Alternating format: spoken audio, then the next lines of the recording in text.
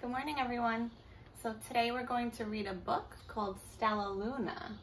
Does anyone know this book, or have you seen this book before? So it's about a baby bat and 3 baby birds. Stellaluna by Janelle Cannon. In a warm and sultry forest far away, there once lived a mother fruit bat and her new baby. Oh, how Mother Bat loved her soft, tiny baby. I'll name you Stellaluna, she said. Each night, Mother Bat would carry Stellaluna clutched to her breast as she flew out to search for food. One night, as Mother Bat followed the heavy scent of ripe fruit, an owl spied her. On silent wings, the powerful bird swooped down upon the bat. Dodging and shrieking, Mother Bat tried to escape, but the owl struck again and again, knocking Stellaluna into the air. Her baby wings were as limp and useless as wet paper. Down, down she went, faster and faster, into the forest below. So remember, baby bats can't fly right away. Just like our butterflies couldn't fly as soon as they were born. Their wings were still wet, just like the baby bat. So what do you think is going to happen to the baby bat? He's falling down. The dark leafy tangle of branches caught Stellaluna as she fell. One twig was small enough for Stellaluna's tiny feet, wrapping her wings about her. She clutched the thin branch, trembling with cold and fear. "Mother," Stellaluna squeaked, "where are you?"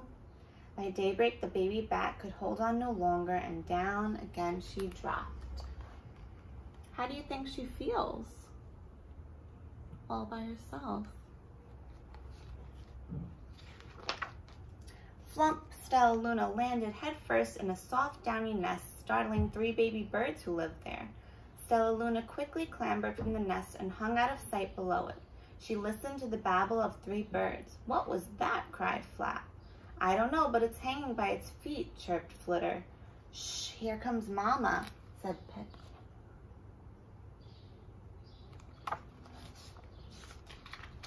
Many, many times that day, Mama Bird flew away, always returning with food for her babies. Stellaluna was terribly hungry, but not for crawly things Mama brought. Finally, thought the little bat, he could bear it no longer. She climbed into the nest, closed her eyes, and opened her mouth. Plop! In dropped a big green grasshopper. So what do baby birds usually eat? Bugs, but not baby bats. Stellaluna learned to be like the birds. She stayed awake all day and slept at night. So, do you know, when do bats usually sleep? They usually sleep in the day instead of the night. But now she has to sleep at night.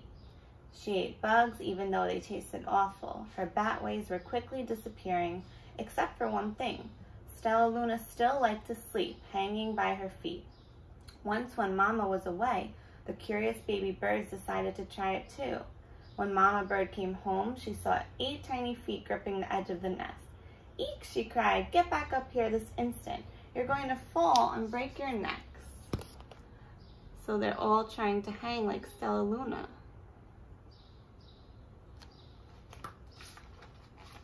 The birds clambered back into the nest, but Mama Bird stopped Stellaluna. "You are teaching my children to do bad things. I will not let you back into this nest unless you promise to obey all the rules of this house." Stellaluna promised. She ate bugs without making faces. She slept in the nest at night, and she didn't hang by her feet. Stellaluna behaved as a good bird should.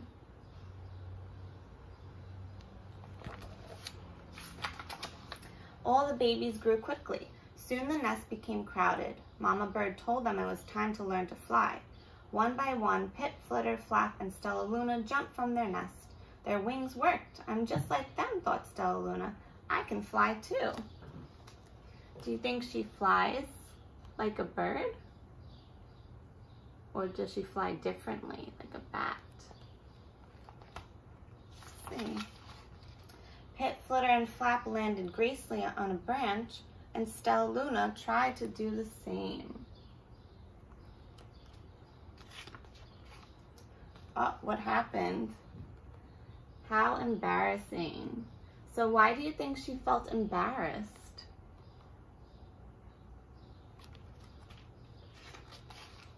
I will fly all day, Stellaluna told herself. Then no one will see how clumsy I am. So she's going to practice flying so she could get better at it. The next day, Pip, Flitter, and Flap and Stellaluna went flying far from home. They flew for hours, exercising their wings. The sun is setting, warned Flitter. We had better go home or we'll get lost in the dark, said Flap. But Stellaluna had flown far ahead and was nowhere to be seen.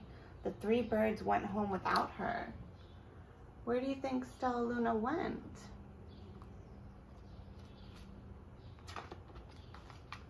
All alone, Stellaluna flew and flew until her wings ached and she dropped into a tree.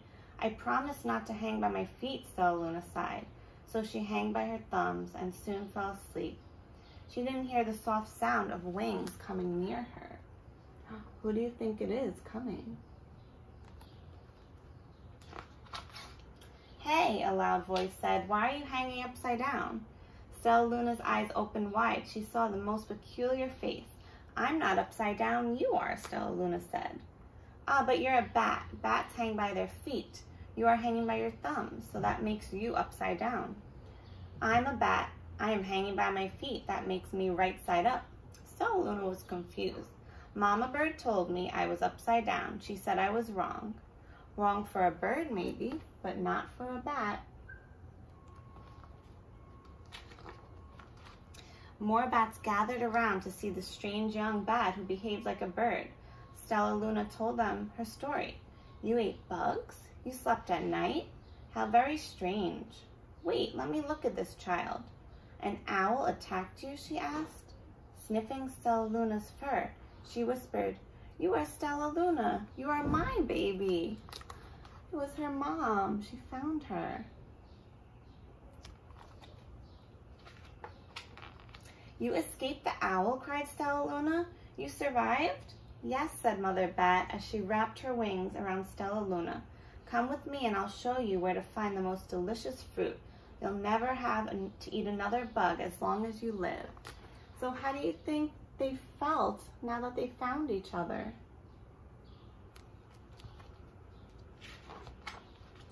But it's nighttime, Stellaluna squeaked. We can't fly in the dark or we'll crash into trees.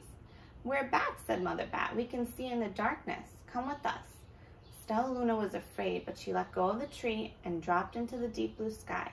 Stellaluna could see. She felt rays of light shone from her eyes. She was able to see everything in her path. Soon the bats found a mango tree and Stellaluna ate as much of the fruit as she could hold. I'll never eat another bug as long as I live, cheered Stellaluna, and she was full. I must tell Pip, Flitter, and Flap. The next day, Stellaluna went to visit the birds. Come with me and meet my bat family, said Stellaluna.